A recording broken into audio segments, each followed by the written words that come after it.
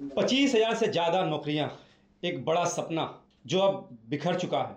Supreme court का बड़ा झटका, बंगाल के हर उस घर में आज अफसोस है जहां किसी ने नौकरी का ख्वाब देखा है। अब सवाल यह है कि आगे क्या होगा।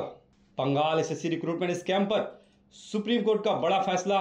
कोर्ट ने साफ कहा है कि यह भर्ती घपले और भ्रष्टाचार से भरी थी, जिसकी वजह से इसे रद्द कर दिया गया है। टेंटेड बियॉन्ड सोल्यूशन कहा गया है। 25,000 से ज़्यादा शिक्षक और नॉन टीचिंग स्टाफ की नौकरियां खत्म हो गई हैं।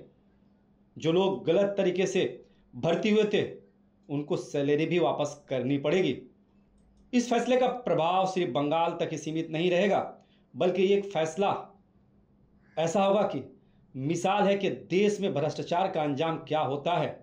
लेकिन जिस तरह से ये फैसला आया है, कहाँ तक सही कहाँ तक गलत, क्योंकि हमने सुना है कि संविधान में ऐसा भी है कि अगर एक निर्दोष को बचाने के लिए सैकड़ों दोषी को छोड़ना पड़े तो छोड़ दिया जाए, पर निर्दोष को सजा नहीं होनी चाहिए। लेकिन यहाँ तो सभी 2016 में भर्ती हुए शिक्षकों की नौकरी को बातिल कर दिया गया, जिनमें कई ऐसे शिक्षक थे जिन्होंने कड़ी परिश्रम और मेहनत से नौकरी पाई थी। लेकिन सरकार ने उनके सपनों पर बुलडोजर चला दिया और सुप्रीम कोर्ट का फैसला सवालों के घेरे में आ गया।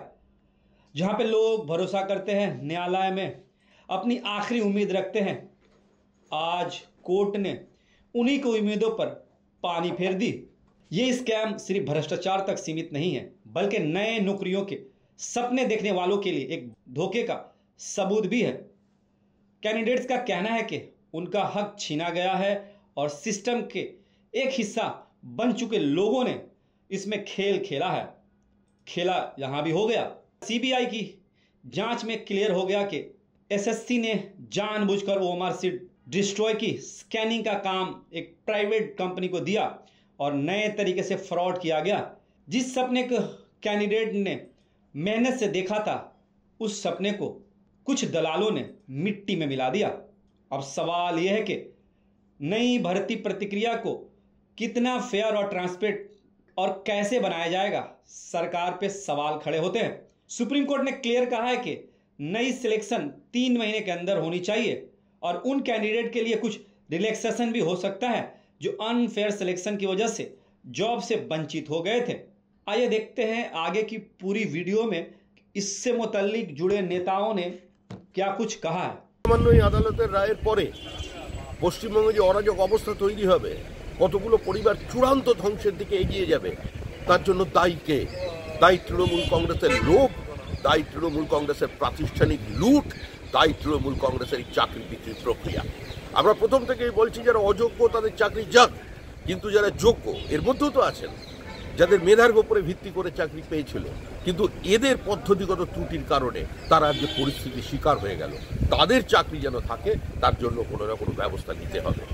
আজকে এই পরিস্থিতি তৈরি হলো পশ্চিমবঙ্গে, গোটা স্কুল শিক্ষা ব্যবস্থা ধ্বংস হয়ে গেল শুধুমাত্র তৃণমূল কংগ্রেস এবং তৃণমূল কংগ্রেসের জন্য।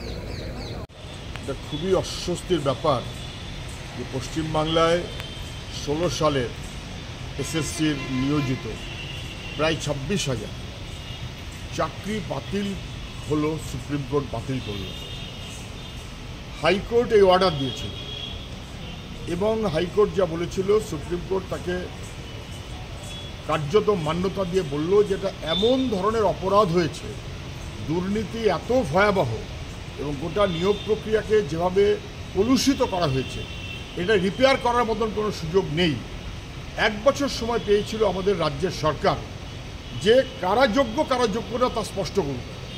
1 বছর লেগে গেল, সরকার যোগ্য অযোগ্য স্পষ্ট করতে পারলো না। কত টাকা খেয়েছে, হাজার হাজার ছেলে মেয়ের জীবন ধ্বংস করছে। কেন? কিছু অযোগ্য অপদার্থ যাদের টাকা নিয়ে চাকরিতে ঢুকিয়েছে রাজ্য সরকার এবং শাসক দল, তাদেরকে রক্ষা করার জন্য যারা যোগ্য তাদেরকে খারিজ করতে হলো। সরকার দাঁড়ালো অযোগ্যদের পাশে, সরকার যোগ্যদের পাশে দাঁড়ালো না, অযোগ্যদের বাতিল করার মনোভাব নিল না। সরকারের অপদার্থতা, তার জন্য এই সমস্ত চাকরি প্রার্থীরা, চাকরিজীবীরা কার্যত তারা বাতিল হয়ে গেল। 3,000, 4,000, 5,000, 6,000 তাদের খারিজ করাটা উচিত ছিল, সরকার করলো না বলে আজকে সুপ্রিম কোর্টে আমাদের রাজ্যের মুখমূল্য শুধু না, আমাদের ছেলে মেয়েগুলো তাদের কী হবে, তাদের টাকা ফেরত দিতে বলেছে, তাদের টাকা ফেরত দিতে বলেছে। যে সরকারের অপদার্থতায় এবং যে সরকারের দুর্নীতির ভয়াবহতায় কার্যত যোগ্য ছেলে মেয়েদের চাকরিও চলে গেল, তাদের কার্যত বার করে দেওয়া হলো, লাথি মেরে এই সরকারকে বাতিল করা উচিত।